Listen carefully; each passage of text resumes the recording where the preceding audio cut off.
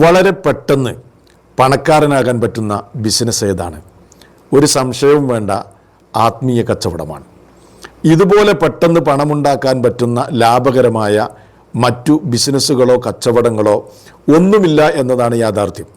ഇത് നമ്മുടെ കേരളത്തിൽ പരീക്ഷിച്ച് വിജയിച്ച ഒരു കാര്യമാണ്. അതുകൊണ്ടാണ് ഈ പറയുന്നത്. നമ്മുടെ കേരളത്തിൽ നമുക്കറിയാലോ, ധാരാളം സ്വലാത്ത് നഗറുകളുണ്ട്, അതുപോലെ തന്നെ കൊടിമരങ്ങളുണ്ട്, മറ്റു ആത്മീയ കച്ചവടങ്ങളുണ്ട്, തങ്ങന്മാരുണ്ട്. ഇവരൊക്കെ വലിയ നിലക്ക് ഈ ബിസിനസ് ചെയ്ത് ലാഭകരമായ നിലക്ക് തന്നെ ഇത് മുന്നോട്ട് കൊണ്ടുപോയിക്കൊണ്ടിരിക്കുകയാണ്. ഇപ്പോൾ നമുക്കറിയാലോ, ഇപ്പോൾ ലൈവായിട്ട് ചർച്ച നടന്നുകൊണ്ടിരിക്കുന്നത് നൂറെ ഹബീബ് എന്ന് പറയുന്ന ഒരു ആറ്റക്കോയ തങ്ങളെ സംബന്ധിച്ചാണ്. അദ്ദേഹത്തെ തന്നെ നമുക്കറിയാവുന്നൊരു കാര്യമാണ്. പല മാർഗങ്ങളും അദ്ദേഹം നോക്കി, അതൊക്കെ പരാജയപ്പെട്ടപ്പോൾ, എല്ലാ വഴികളും അടഞ്ഞപ്പോൾ അദ്ദേഹം തിരഞ്ഞെടുത്തൊരു വഴിയാണെന്ത്? ഈ ആത്മീയ ബിസിനസ്. അത് ഒരു പരിധിവരെ വിജയിച്ചു. വമ്പിച്ച ലാഭകരമായി അദ്ദേഹം മുന്നോട്ട് കൊണ്ടുപോകുന്നു. കുറച്ചൊക്കെ ചാരിറ്റി, അതേപോലെ പാവങ്ങളെ സഹായിക്കുക, വീട് വെച്ച് കൊടുക്കുകയൊക്കെ ചെയ്താൽ മതി. ഒരുപാട് ക്യാഷ് ഉണ്ടാക്കാൻ പറ്റുന്നൊരു മേഖലയാണ്. അപ്പോൾ അദ്ദേഹം ഇത് പയറ്റി വിജയിച്ചത് കണ്ടപ്പോൾ അദ്ദേഹത്തിൻ്റെ അനിയനും ഇതേ മാർഗം തന്നെയാണ് ഇപ്പോൾ സ്വീകരിച്ചിട്ടുള്ളത്. അദ്ദേഹം ഇപ്പോൾ പുതിയ വീട് വെച്ചു. ആ വീട് വെച്ചപ്പോൾ അവിടെ കാര്യമായിട്ടുണ്ടാക്കിയൊരു സാധനം എന്താണെന്ന് ചോദിച്ചാൽ ഒരു കൊടിമരാണ്. ഇനി അവിടേക്ക് ഇങ്ങനെ പൈസ, ക്യാഷുകൾ ഇങ്ങനെ വന്ന് വീടുകൊണ്ടിരിക്കും. അപ്പോൾ അതൊരു വലിയ കച്ചവടമായി നമ്മുടെ നാട്ടിൽ ഇങ്ങനെ പൊടിപൊടിക്കുന്ന ഒരു സാഹചര്യത്തിലൂടെയാണ് കടന്നുപോയിക്കൊണ്ടിരിക്കുന്നത്. സെൽഫികളെ സംബന്ധിച്ചിടത്തോളം സെൽഫികൾ ഇത് തുടക്കം മുതൽക്ക് തന്നെ ഇത്തരം ആത്മീയ കച്ചവടങ്ങളെ, അത് ഈ ആറ്റക്കോയ തങ്ങൾ മാത്രമല്ല, കേരളത്തിൽ ഇതുപോലെ ജനങ്ങളെ ചൂഷണം ചെയ്യുന്ന എല്ലാ മതചൂഷണങ്ങൾക്കെതിരിലും ആത്മീയ കച്ചവടങ്ങൾക്കെതിരിലും ആദ്യമായി ശബ്ദമുയർത്തുന്നതും അത് ശബ്ദിച്ചുകൊണ്ടിരിക്കുന്നതുമൊക്കെ സെൽഫികളാണ് എന്നുള്ള കാര്യത്തിൽ ആർക്കും സംശയമില്ല. ഇപ്പോൾ ഈ സമസ്തയുടെ ആശയധാരയിൽപ്പെട്ട ചില മുസ്ലിയാക്കന്മാർ ഇത്തരം ആത്മീയ ചൂഷണങ്ങൾക്കെതിരെ ശബ്ദിച്ചു തുടങ്ങിയിട്ടുണ്ട്. പാറ്റക്കോയ തങ്ങൾക്കെതിരിലും അതേപോലെ ഇതുപോലെയുള്ള ചൂഷണത്തിനെതിരിലൊക്കെ സംസാരിച്ചു കൊണ്ടിരിക്കുന്ന ചില വിരലിലെണ്ണാവുന്ന മുസ്ലിയാക്കന്മാരാണ്. അപ്പോഴും ഭൂരിപക്ഷം ഇതിനൊക്കെ പച്ചക്കൊടി കാണിച്ചുകൊണ്ടിരിക്കുക എന്നുള്ള കാര്യം നിങ്ങൾ മനസ്സിലാക്കണം. ഇപ്പോൾ ഈ അൻസാരി സുഹരിയെ പോലെയുള്ള ചില ആളുകൾ സോഷ്യൽ മീഡിയയിലൊക്കെ ഇത്തരം സംഗതികൾക്കെതിരിലൊക്കെ സംസാരിക്കുന്നത് നമുക്ക് കാണാൻ കഴിയും. അപ്പോൾ ഈ ആറ്റക്കോയ തങ്ങൾക്കെതിരിലും അതല്ലെങ്കിൽ അദ്ദേഹത്തിന് അനിയനിപ്പോൾ ഈ കൊടിമരം ഉണ്ടാക്കുന്നതുമായി ബന്ധപ്പെട്ട കാര്യമൊക്കെ ഈ സുഹരി സംസാരിക്കുന്നൊരു വീഡിയോ ഞാൻ കാണുകയുണ്ടായി. അപ്പോൾ അതൊന്ന് നമുക്ക് ആദ്യം ഒന്ന് കേൾക്കാം. അതിനുശേഷം ബാക്കി ചില കാര്യങ്ങൾ നമുക്ക് പറയാനുണ്ട്. ഏതായാലും സുഹരി പറയട്ടെ. നമ്മുടെ ശരീരത്തിലെ മുഴുവൻ ഊർജ്ജം ചെലവഴിക്കപ്പെട്ടാലും, നമ്മുടെ നാവിലെ വെള്ളം പറ്റി നമ്മൾ നിശ്ചലമായാലും ഇതിന് അറുതി വരുമെന്ന് നിങ്ങൾക്ക് തോന്നുന്നുണ്ടോ? നിങ്ങൾ നോക്കൂ, ഈ പറയപ്പെട്ട കക്ഷിയുടെ അനുജൻ പുതിയ വീട് പണിതപ്പോൾ ആദ്യം അവർ സ്ഥാപിച്ചത് ഒരു പുതിയ കൊടിമരമാണ്. അത് കണ്ടു നോക്കൂ. അപ്പോൾ നമ്മുടെ നൂർ മജ്‌ലിസിലെ പ്രധാനപ്പെട്ട കൊടിമരമാണ് ഈ കാണുന്നത് കേട്ടോ. അതായത് ഇവിടെ വന്നാൽ നമുക്കിതാ കൊടിമരം കാണാനും ഇവിടെ സന്ദർശിക്കാനൊക്കെ നമുക്ക് സൗകര്യമുണ്ട്. അപ്പോൾ അടുത്ത മജ്‌ലിസ് മുതൽ ഇതാ ഇവിടെ ഒരുപാട് മാറ്റങ്ങൾ വരാൻ. ഇനി ഈ മനുഷ്യനൊരു പണിക്ക് പോകണോ? മറ്റെന്തെങ്കിലും തൊഴിൽ തേടി പോകണോ? ഒരു കച്ചവടം തുടങ്ങേണ്ടതുണ്ട്? ഒന്നും വേണ്ട. ഈ ഒരൊറ്റ കൊടിമരം മതി അദ്ദേഹത്തിൻ്റെ 10 തലമുറക്ക് തിന്നാനുള്ളത്.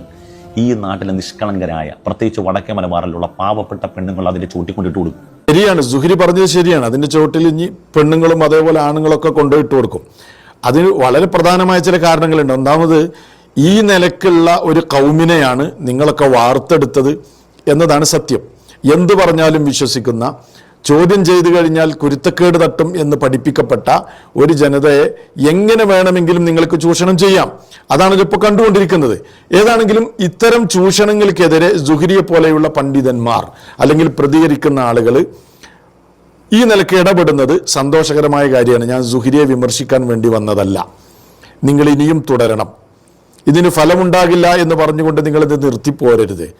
അതോടൊപ്പം തന്നെ സുഹരിയോട് വിമർശിക്കാനല്ല, നിങ്ങളുടെയൊക്കെ കണ്ണു തുറക്കാൻ ഒരു കാര്യം പറയാൻ ഞാൻ ആഗ്രഹിക്കുകയാണ്. അല്ല സുഹരി, അതേപോലെ സുഹരിയെ പോലെയുള്ള വേറെയും ചില മുസ്ലിയാക്കന്മാരുണ്ട്, ഞാൻ അവരുടെ ഒന്നും പേര് പറയുന്നില്ല. നിങ്ങൾക്ക് എങ്ങനെ അടിസ്ഥാനപരമായി ധാർമ്മികമായി ഇത്തരം ചൂഷണങ്ങളെ അല്ലെങ്കിൽ ആറ്റക്കോയ തങ്ങളെ നിങ്ങൾക്ക് എതിർക്കാൻ കഴിയും? ഞാനിത് വളരെ ഗൗരവത്തോടു കൂടെയാണ് നിങ്ങളോട് ചോദിക്കുന്നത്. എതിർക്കുന്നതിന് വിമർശിക്കാൻ വേണ്ടിയല്ല, മറിച്ച് നിങ്ങൾ കണ്ണു തുറക്കാൻ വേണ്ടി പറയാം. നിങ്ങൾക്ക് എങ്ങനെ എതിർക്കാൻ കഴിയും? ഇത് തന്നെയല്ലേ നിങ്ങൾ പ്രതിനിധാനം ചെയ്യുന്ന സംഘടനകളിലും നിങ്ങളുടെ ആശയധാരയിലും ഒക്കെ നടക്കുന്നത്? എന്തേ വ്യത്യാസമുള്ള സുഹരി? ഈ ആറ്റക്കോയ തങ്ങൾക്ക് വിവരം കുറച്ച് കുറവാണ്, ഖുർആൻ ശരിക്കും ഓതാൻ അറിയില്ല, പറയുന്നതിൽ കുറേ മണ്ടത്തരങ്ങളുണ്ട് എന്നതൊക്കെ മാറ്റി നിർത്തിയാൽ ഇയാളേക്കാൾ വിദഗ്ധമായി ജനങ്ങളുടെ കയ്യിലുള്ള ക്യാഷ് വാങ്ങുന്ന, ചൂഷണം ചെയ്യുന്ന, ആത്മീയ കച്ചവടം ചെയ്യുന്ന വമ്പൻ തങ്ങന്മാരും കൊമ്പന്മാരും നിങ്ങളുടെ കൂട്ടത്തിലില്ലേ? നിങ്ങൾക്കതിനെ നിഷേധിക്കാൻ കഴിയോ?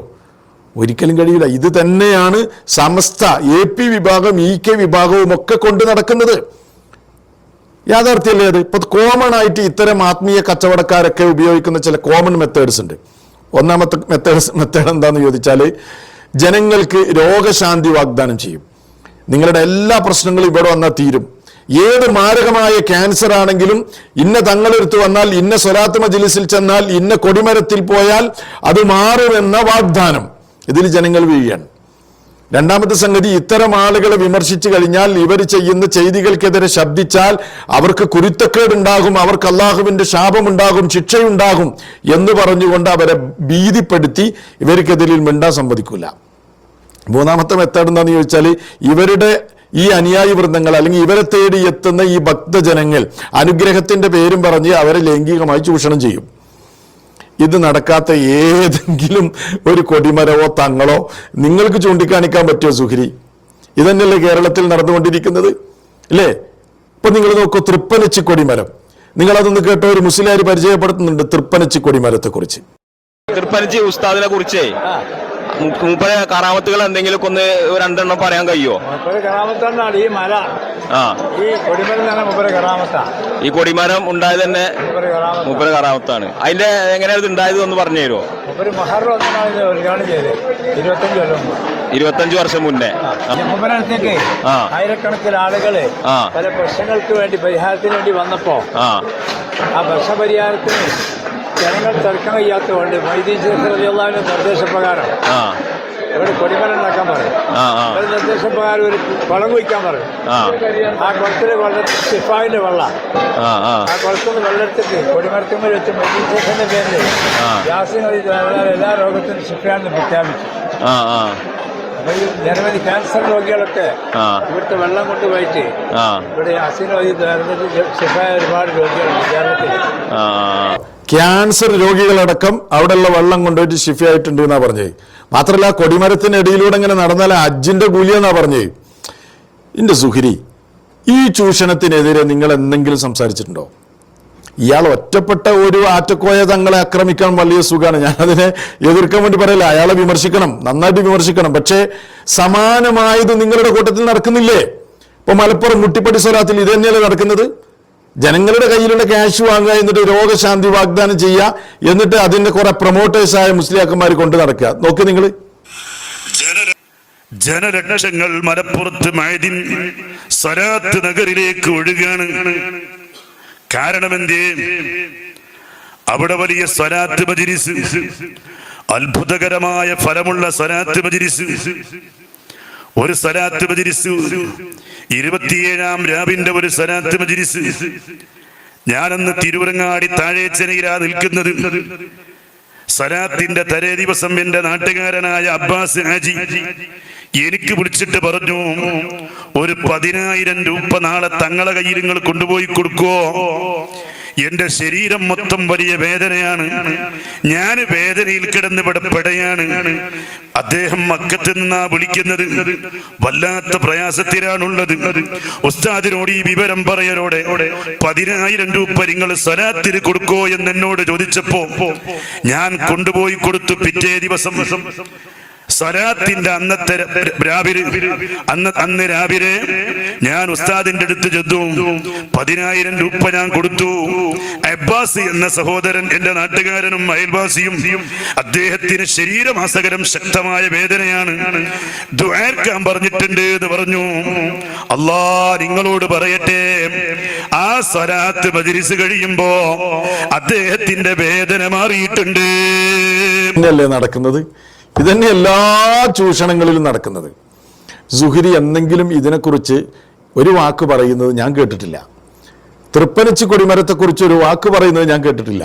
സമാനമായ ധാരാളം ചൂഷണങ്ങളെക്കുറിച്ച് ഒരക്ഷരം മിണ്ടുന്നത് ഞാൻ കേട്ടിട്ടില്ല. എന്തേ സുഹരിയെ, നിങ്ങളുടെ സംഘടനയിൽപ്പെട്ടത് കൊണ്ടാണോ നിങ്ങൾ മിണ്ടാത്തത്?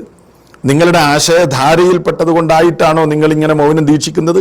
അപ്പോൾ ഒറ്റപ്പെട്ട ആളുകളെ ഇങ്ങനെ വിമർശിച്ച് ജനങ്ങളുടെ റീച്ച് കിട്ടുക എന്നുള്ളത് അതെല്ലാവർക്കും പറ്റുന്ന കാര്യമാണ്. അതുകൊണ്ട് നിങ്ങളുടെ ശ്രദ്ധ ഇത്തരം ചൂഷണങ്ങളിലേക്കും ശ്രദ്ധ തിരിയേണ്ടതുണ്ട്, അത്തരം സംഗതികളെയും വിമർശിക്കേണ്ടതുണ്ട്. ഇത് കേരളത്തിൽ വ്യാപകമായ നിലക്ക് നടക്കുന്നുണ്ട്. അതുകൊണ്ടാണ് ജനങ്ങൾ ഇതിൽ നിന്ന് മോചിപ്പിച്ചു കൊണ്ടുവരാൻ പറ്റാത്തത്. അതുകൊണ്ട് ആ ഒരു വലിയ ഫാക്ട് നിങ്ങൾ മനസ്സിലാക്കണം. അതുകൊണ്ട് നിങ്ങളുടെ പ്രതികരണത്തിൽ ധാർമ്മികതയുണ്ടെങ്കിൽ നിങ്ങളെപ്പോലെയുള്ള മുസ്ലിയാക്കന്മാർ ഈ നിലക്കുള്ള സർവ്വ ചൂഷണങ്ങളെയും എടുത്തു കാണിച്ച് സമൂഹത്തിന്റെ മുമ്പിൽ തുറന്നു കാണിച്ച് പാവപ്പെട്ട ജനങ്ങളെ ഇതിൽ നിന്ന് മോചിപ്പിക്കണമെന്നാണ് വളരെ വിനീതമായി നിങ്ങളോടും ഈ പ്രതികരണങ്ങളുമായി വന്ന സർവ്വ മുസ്ലിയാക്കന്മാരോടും എനിക്ക് ഓർമ്മപ്പെടുത്താനുള്ളത്.